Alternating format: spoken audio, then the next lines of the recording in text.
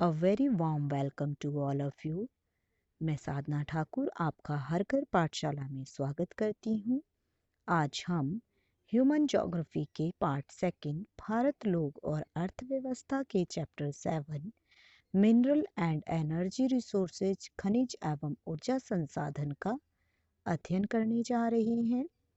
बच्चों, इससे पहले आपने पिछली कक्षाओं में खनिज के बारे में पढ़ा होगा कि खनिज क्या होता है। आज जो हम टॉपिक आपके लिए लेकर आए हैं वह है types of mineral resources and distribution of minerals in India.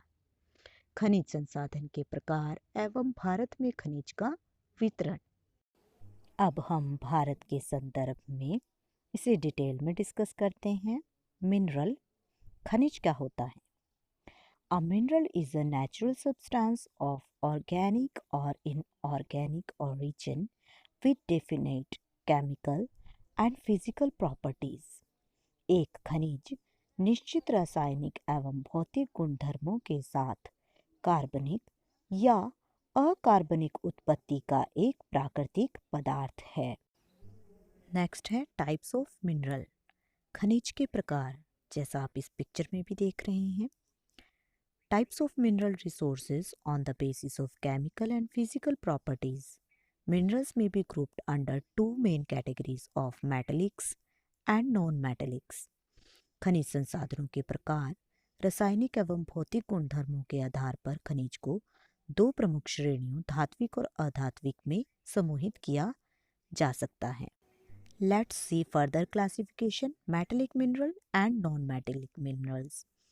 Metallic में ferrous like iron manganese, non ferrous like copper and bauxite. Non metallic में फ्यूल मिनरल्स और अदर नॉन मेटलिक्स। फ्यूल में कोल, पेट्रोलियम, नेचुरल गैस और non metallic में mica, limestone, graphite etcetera.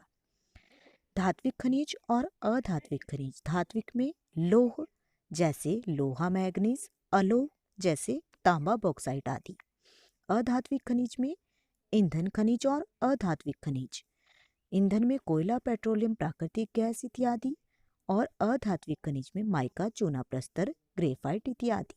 Now the next topic is distribution of minerals in India. भारत में खनिज वितरण, जिसे हम रीजन वाइज स्टडी करेंगे। First is the north eastern plateau reason.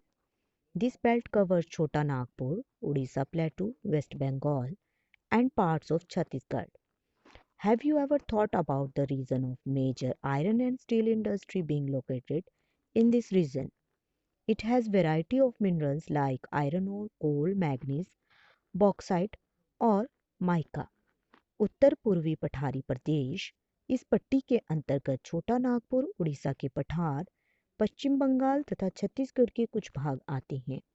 क्या आपने कभी सोचा है कि प्रमुख लौह एवं इस्पात उद्योग इस क्षेत्र में क्यों अवस्थित है? यहाँ पर विभिन्न प्रकार के खनिज उपलब्ध हैं, जैसे लौह अयस्क, कोयला, मैग्नीज, बॉक्साइट व अभ्रक आदि। इन्हीं को आप इस पिक्चर में देख सकते हैं। बॉक्साइट, आयरन ओर, माइका और कोल किस तरह की दिखते हैं। इसके लिए हम नेक्स्ट एक मैप देखते हैं। इसमें हमें दिखाई दे रहा है छोटा नागपुर प्लेटू, जिसमें उड़ीसा, पश्चिम बंगाल, छत्तीसगढ़ और झारखंड के हिस्से आ रहे हैं। Second is the southwestern plateau region. This belt extends over Karnataka, Goa and contiguous Tamil Nadu uplands and Kerala. This belt is rich in ferrous metals and bauxite. It also contains high-grade iron ore, manganese and limestone. This belt lacks in coal deposits except Neyveli lignite. This belt does not have as diversified minerals deposits as the northeastern belt. Kerala has deposits of monazite and thorium, bauxite clay. Goa has iron ore deposits. इस प्रकार दक्षिण पश्चिमी पठार प्रदेश, यह पट्टी कर्नाटक, गोवा तथा तमिलनाडु उच्च भूमि और केरल पर विस्तृत है। यह पट्टी लौह धातुओं तथा बॉक्साइट में समृद्ध है। इसमें उच्च कोटि का लौह अयस्क, मैग्नीज तथा चूना पत्थर भी पाया जाता है। निवेली लिग्नाइट को छोड़कर इस क्षेत्र में लोहा निक्षेपों का अभाव है। इस पट्टी के खनिज निक्षेप उत्तर पूर्वी पट्टी की भांति विविधतापूर्ण नहीं है। केरल में मोनाजाइट तथा थोरियम और बॉक्साइट क्ले के निक्षेप हैं। गोवा में लो अयस्क निक्षेप पाए जाते हैं। इस पिक्चर के माध्यम से हम यहाँ पर पाए जाने वाले खनिज जैसे मोनाजाइट, लाइमस्टोन, थोरियम, मैग्नीज की पहचान कर सकते हैं और इसके लिए एक मानचित्र भी देख सकते हैं जिसमें गोवा, कर्नाटका, तमिलनाडु और केरला को अच्छे से दर्शाया गया है। The next region is the north western region. This belt extends along Aravalli in Rajasthan and part of Gujarat, and minerals are associated with Dharwad system of rocks. Copper, zinc have been major minerals. Rajasthan is rich in building stones, sandstone, granite, marble. Gypsum and fuller's earth deposits are also extensive. Dolomite and limestone provide raw material for cement industry. Gujarat is known for petroleum deposits. You may be knowing that Gujarat and Rajasthan both have rich sources of salt. इसी तरह से उत्तर पश्चिमी प्रदेश, यह पट्टी राजस्थान में अरावली और गुजरात के भाग पर विस्तृत है। यहाँ के खनिज धारवाड़ क्रम की शैलों से संबंध है।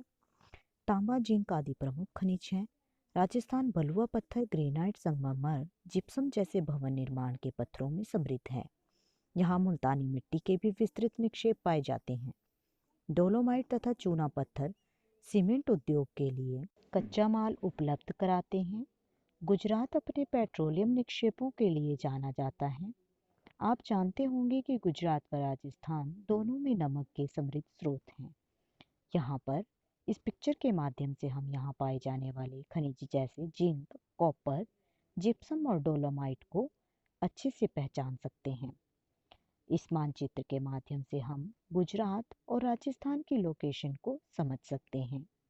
इसी के साथ हमारा आज का टॉपिक यहीं पर समाप्त होता है।